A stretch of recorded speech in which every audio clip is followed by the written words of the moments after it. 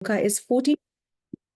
Shloka is 14.26, and the services will be with Lata Mataji, Dr. Mishra Mataji, and Veena Mataji. Hare Krishna. Let's start.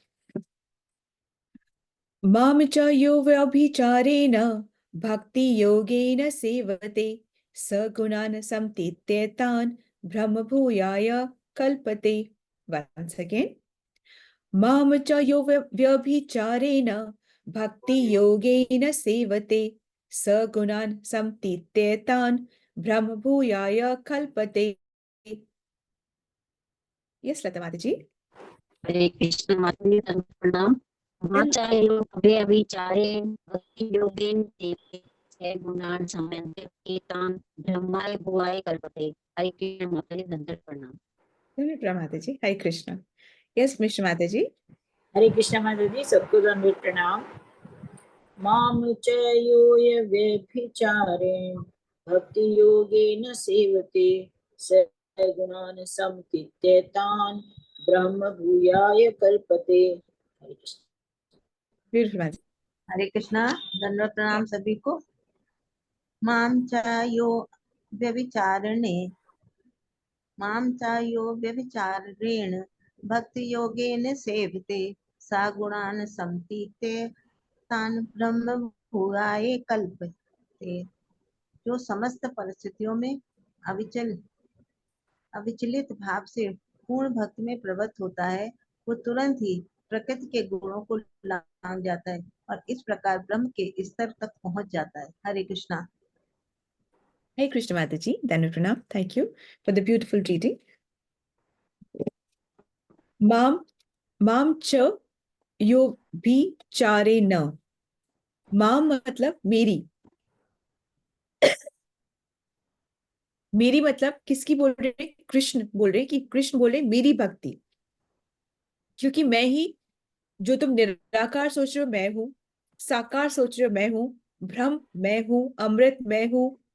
अमृत का आस्वादन बोल रहे ना, अमृत का आस्वादन, अमृत मैं हूं। नित्य धर्म जो तुम्हें हमेशा करना है, जिस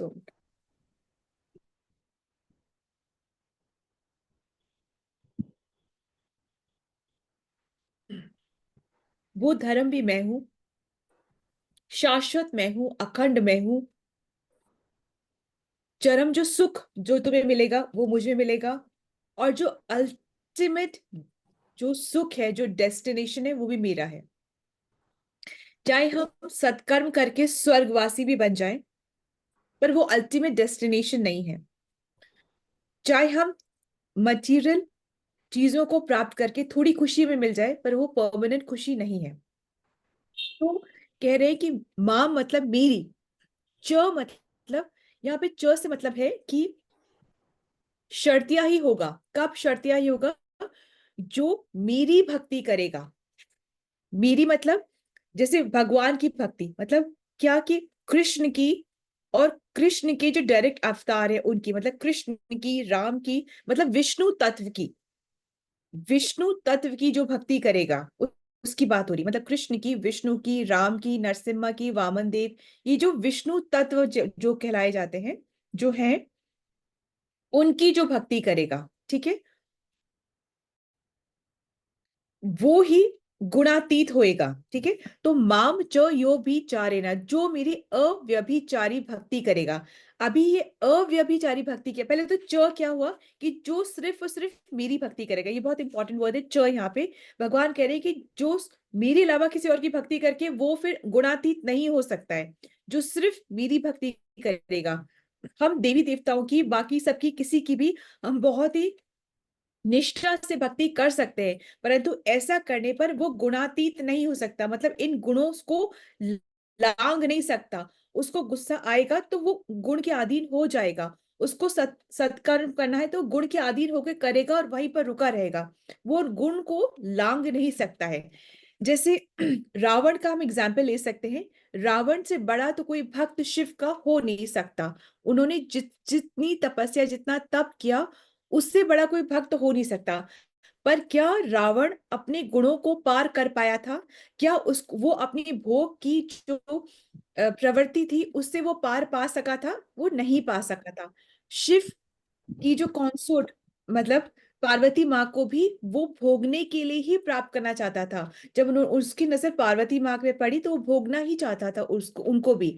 जब वो शिव की भक्ति पूजा कर रहा था, परंतु वो क्या चाहता था, शिव को भी अपने ही लंका में लेकर आना चाहता था। जो स्वर्ण नगरी, सोने की जो लंका है, वो था कि वो चाहता था कि वो भी वहीं पर आ जाए, क्योंकि वो सब चीज भोगना चाहता था। जो भी चीज अच्छी है, जो भी चीज, वो उसके पास ही होनी चाहिए, वो कहीं और नहीं होनी चाहिए।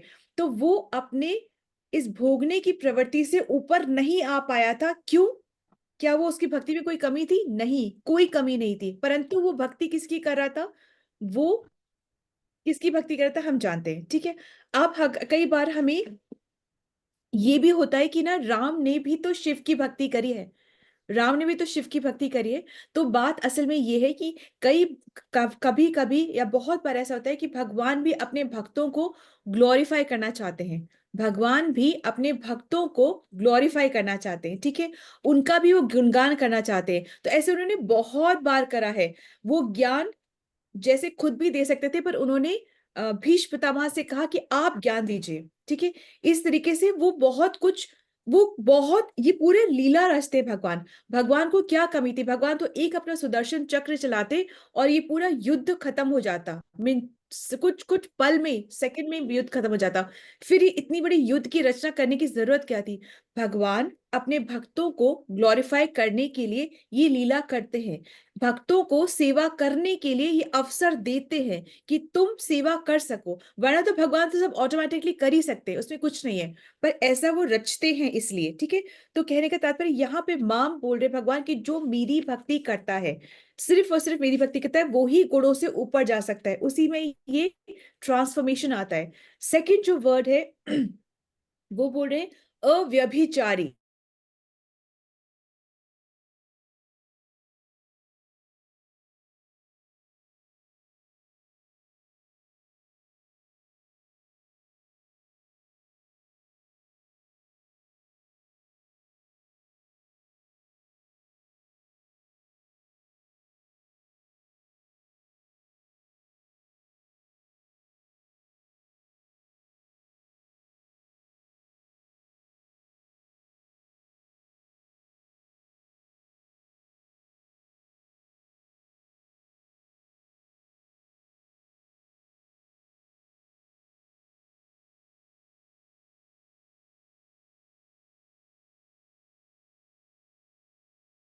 व्यभिचारी मतलब